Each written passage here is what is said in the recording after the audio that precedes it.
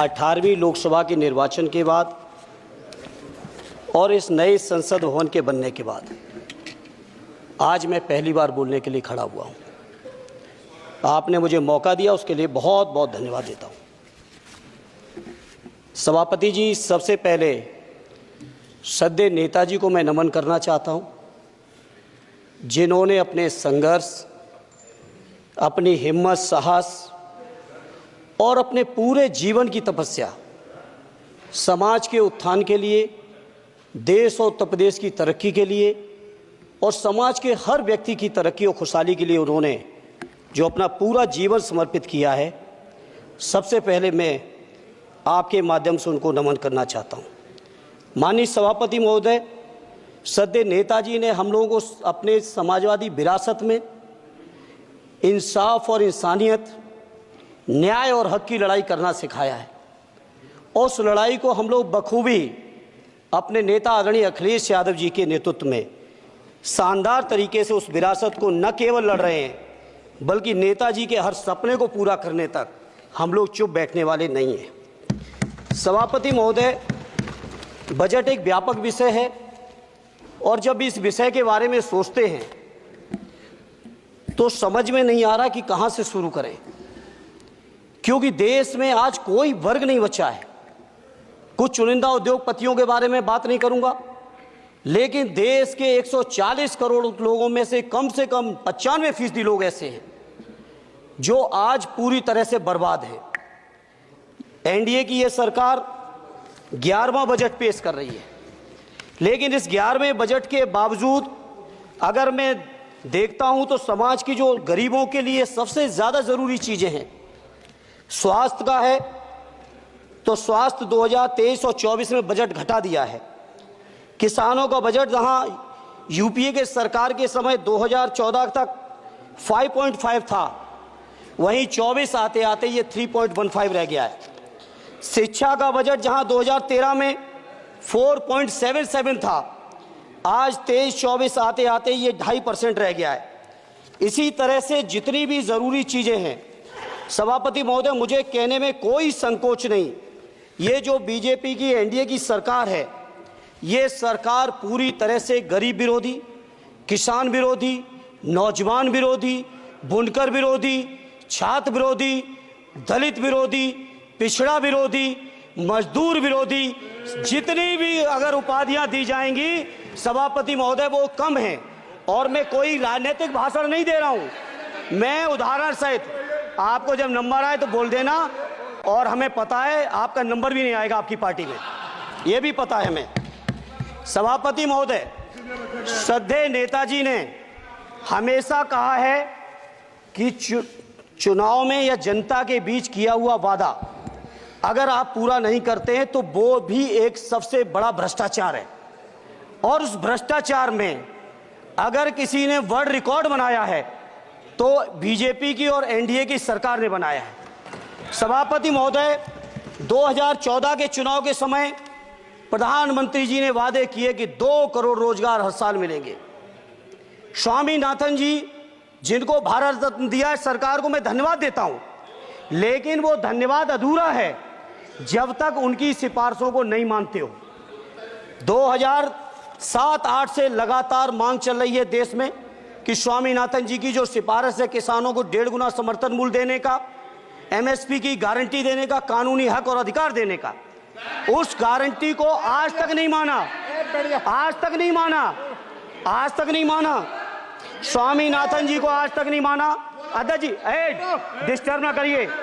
सभापति महोदय, मेरा टाइम इसमें काउंट नहीं होगा। आप इधर, अरे यार, बेईमानी से जीता है तो ज्यादा ना बोलो, मालूम है कितने बड़े तीरंदाज हो। इधर बेईमान हो, बेईमान हो, बेईमान हो, बेईमान हो, बेईमान हो। चलो, स्वामीनाथन जी की आपने नहीं मानी, एमएसपी आपने लागू नहीं की। कितनी बढ़िया बातें कि खाद पे हम सब्सिडी बढ़ा रहे हैं, पहले 50 किलो को 45 किलो, फिर 45 किलो को 40 किलो, और मुझे लगता है कि एक तीसरा कार्यकाल पूरे होते होते केवल 10 ही किलो बचेगा खाद के कट्टे में, इससे ज्यादा नहीं बचेगा। मंडी एक नहीं बनाई, आत्महत्या इतनी कर रहे हैं किसान, और किसान अगर अपनी एमएसपी की मांग करते हैं, हजारों किसान यहीं दिल्ली की सीमा पर मारे जाते हैं और आप सोचते हो कि आपकी बात को कोई समझेगा नहीं। सभापति महोदय, नौजवानों को कितना गुमराह किया गया। नौजवानों से कह दिया गया हर साल 2 करोड़ रोजगार। मैं आज सवाल पूछता हूं अपने नौजवानों की ओर से, बताएं भारतीय जनता पार्टी के लोग, सरकार में बैठे लोग, 10 साल आपने राज कर लिया है, आखिर 20 करोड़ नौजवानों को रोजगार कहां है? अरे छोड़िए यार, अबे कोई नोटिस नहीं लेता तुम्हें, छोड़ो कोई नोटिस नहीं लेगा तुम्हें। 20 करोड़ नौजवान के रोजगार का हिसाब कहां है? आज 11वें बजट में जब याद आई तो वो भी ट्रेनिंग की बात करते हो। मैं कहना चाहता हूं IIM, IIT के नौजवानों को रोजगार नहीं दे पा रहे हो। आप सोच रहे हो इंटर्नशिप के इस छोटे से शगुफे से नौजवान खुश होंगे? देश के नौजवान खुश होने वाले नहीं है। सभापति महोदय, शिक्षा के मसले पर लगातार बजट घटाया जा रहा है, लगातार सरकारी शिक्षा कम की जा रही है और ये बीजेपी की सरकार की लगातार प्रयास है कि नौजवान शिक्षित होंगे तो सवाल पूछेंगे। देश की JNU से लेके BHU से लेके MU से लेके जितने बड़े संस्थान हैं, सारे संस्थानों को बर्बाद कर दिया है। एक भी दलित, एक भी पिछड़े, कहीं आपका वाइस चांसलर नहीं है। लगातार जितने भी आपके professor, associate professor, assistant professor की नियुक्तियों में RSS का जब तक कोई फंडामेंटल कोर्स नहीं करेगा, बेसिक कोर्स, तब तक उसकी नियुक्ति नहीं होगी। आप क्या सोच रहे हो देश नहीं देख रहा है नौजवान? यूजीसी का बजट लगातार कम किया जा रहा है। मेरा खुला आरोप है इस सरकार पर कि ये सरकार शिक्षा को प्राइवेट करके, शिक्षा को मुट्ठी भर उद्योगपतियों के हाथों में देके, शिक्षा को चुनिंदा लोगों के हाथ में देके, देश के 140 करोड़, जिसमें मैं समझता हूं 90% लोग गरीब हैं, उन गरीबों के हाथों से शिक्षा को छीनने का ये जो आपकी सरकार षड्यंत्र कर रही है, इसके लिए हम लोग इस मौके पे विरोध करते हैं। लगातार फीस बढ़ा रहे हैं, शिक्षकों की कमी है, रोजगार आप दे नहीं पा रहे हो, सामाजिक असमानता। सभापति महोदय, 2014 में जिस समय सरकार बनी थी एनडीए की, उस समय देश की जितने भी जो आर्थिक चीजें थी, जो वेल्थ थी, उसमें पिछड़ों की हैसियत 17% थी, 17%, और आज 10 साल की एनडीए की सरकार के बाद पिछड़ों की आर्थिक हैसियत हो गई है केवल 9%।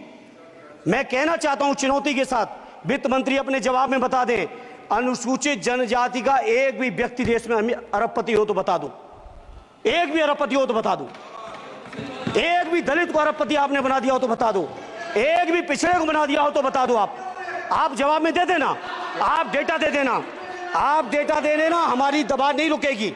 सभापति महोदय, जब बीजेपी की सरकार, जब बीजेपी के लोग विपक्ष में रहे तो ओपीएस की बातें किए। 10 साल से आप सत्ता चला रहे हो, 11वां बजट पेश कर रहे हो, पूरा देश आज ओपीएस के लिए, सरकारी कर्मचारी परेशान है, कहीं ओपीएस की चर्चा नहीं है, पुरानी पेंशन की कोई चर्चा नहीं है। सभापति महोदय, पुरानी पेंशन तो पुरानी पेंशन, हम मांग करते हैं, बहुत बड़े राष्ट्रभक्त आप बनते हो, मैं मांग करता हूं देश के पैरामिलिट्री फोर्सेस को आप पुरानी पेंशन दीजिए। मैं मांग करता हूं, आप राष्ट्रभक्त हैं ना, सीमा में जो सुरक्षा कर रहे हैं, जो शहादत झेल रहे हैं, मेरी मांग है कि आप उनकी ओपीएस दीजिए। वो आप ओपीएस नहीं दे पाओगे। इसी तरह से सभापति महोदय, देश के अंदर बहुत से ऐसे संविदा कर्मचारी, एक से एक बढ़िया फार्मूला, अब कानूनन मंडल आयोग लागू हो गया तो कैसे पिछड़े और दलितों को रोकें? तो संविदा कर्मी की प्राइवेट कंपनी, प्राइवेट आपने आउटसोर्सिंग कर दी। आउटसोर्सिंग के कारण से देश के सारे दलित, सारे पिछड़े, सारे आदिवासी आपकी सेवाओं से बाहर हो गए, उनके पास कोई कानूनी हक नहीं। तो ये जो आरक्षण को खत्म करने के तरह तरह के जो आप लोग षड्यंत्र अपना रहे हो, इस षड्यंत्रों को देश का जनमानस पूरी तरह से जान भी चुका है, पहचान भी चुका है, और इसीलिए उत्तर प्रदेश से तो आपको कर ही दिया है बाहर, देश से भी बाहर जल्दी करेंगे और हमारे साथी मिलकर दूसरे प्रांतों से भी बाहर करेंगे।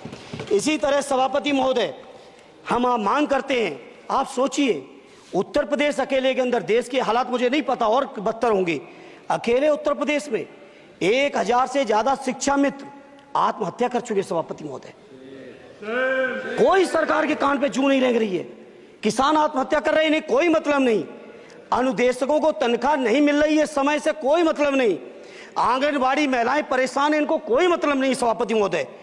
आपकी आशा बहुएं, आपकी ये रसोईया महिलाएं, आपकी आंगनबाड़ी, पंचायत सहायक, रोजगार सेवक, मैं समझता हूं सभापति महोदय यहाँ बैठे हर सदस्य के पास इनके क्षेत्रों का ये डेलीगेशन जरूर मिलता होगा और मांग करता होगा कि कम से कम हमारा मानदेय बढ़ाया जाए, हमें स्थायी किया जाए। सभापति महोदय, इसके लिए सभापति महोदय मेरी पार्टी के किसी भी मेंबर से हम नंबर कम कर लेंगे, टाइम, मेरा टाइम बढ़ा दीजिए, बढ़ा दीजिए, कोई भी मेंबर हमारे लिए दे देंगे टाइम, हम लोग देते। इसलिए सभापति महोदय इन सभी समस्याओं के लिए मैं आपसे कहना चाहता हूं कि इनका समाधान करिए, और नहीं समाधान करेंगे तो अभी तो बैसाखी पे बन गए, बिहार और आंध्रा को पैकेज देखे फिर देश में कितने राज्यों को पैकेज दे पाओगे। अरे वित्त मंत्री जी उत्तर प्रदेश से आते हो, इतना भी हक नहीं कि पूरे बजट भाषण में एक बार उत्तर प्रदेश का नाम आ जाता। इतना अयोध्या से नफरत हो गई, अयोध्या से अवधेश जी क्या जीत गए, आप लोगों को इतनी नफरत हो गई कि एक भी उत्तर प्रदेश का एक बार भी नाम नहीं आया सभापति महोदय। इसे मैं आज इस मौके पर सभापति महोदय देश के गरीबों, किसानों, नौजवानों, व्यापारियों, बुनकरों सभी की ओर से कहना चाहता हूं, ये बजट देश विरोधी बजट है। कुछ समस्याओं के लिए सभापति महोदय संवेदनशीलता के साथ मैं कहूंगा सरकार को विचार करना चाहिए। श्रद्धेय नेताजी जब रक्षा मंत्री थे, उन्होंने व्यवस्था दी थी कि देश के अंदर जो भी सैनिक शहीद हुए हैं उनको ससम्मान उनके घरों पे जाके राष्ट्रीय सम्मान के साथ उनकी अंत्येष्टि हो। मैं उन्हीं की परंपरा को आगे बढ़ाते हुए एक और मांग करता हूं सभापति महोदय कि जो हमारे शहीद जिनकी अंत्येष्टि स्थल जहां कहीं भी बना हो, जिस भी परंपरा से बना हो, अरे आपको कुछ नहीं पता है, अरे यही तुम्हारे सैनिकों के लिए यही तुम्हारा भाव है। सभापति महोदय, आप बोले सर। सभापति महोदय मेरा अनुरोध है अग्निवीर की योजना खत्म की जाए। ये 4 साल के सैनिक से देश की उतनी मजबूत रक्षा नहीं हो सकती। नौजवानों को गुमराह करके केवल 4 साल, उन्हें दो ना 60 साल तक रिटायरमेंट, 4 साल बाद वो कहाँ नौकरी ढूंढेंगे। इसे मेरी मांग है अग्निवीर की योजना खत्म की जाए। साथ ही साथ मेरी एक मांग और है कि जो शहीदों की शहादत स्थल है उसको शहीद स्थल के तौर पर डेवलप करने के लिए केंद्र सरकार को अतिरिक्त बजट देना चाहिए। मैं नहीं समझता हूं इसमें किसी को कोई दिक्कत होनी चाहिए। इसी तरह सभापति महोदय बातें बहुत लंबी लंबी की जाती हैं, थोड़ा सा मैं अपने क्षेत्र के बारे में कहूँगा। आदरणीय हमारे नेता माननीय राममूर्ति वर्मा जी ने भी कहा है, माननीय लालजी वर्मा जी ने भी, जो बाढ़ की समस्या है, जो समस्या बिहार में है नेपाल से पानी छोड़ने की, वही समस्या उत्तर प्रदेश की भी है। और विशेषकर पूर्वी उत्तर प्रदेश में अगर आप चलिए तो खीरी से शुरू करेंगे, पीलीभीत खीरी से लेके पूरा आप चले जाइए और एकदम कुशीनगर बॉर्डर तक, बिहार बॉर्डर तक पूरी की पूरी समस्या है। घाघरा जब आती है तो मैं समझता हूं इन जिलों के लाखों लोगों को तहस नहस करके चली जाती है। जितना विकास होता है सभापति महोदय, बरसात के समय वो सारा का सारा विकास पूरी तरह से खत्म हो जाता है। इसलिए मेरी मांग है केंद्र की सरकार से कि बजट आप पास कर रहे हो तो कम से कम उत्तर प्रदेश से इतनी नफरत ना करो।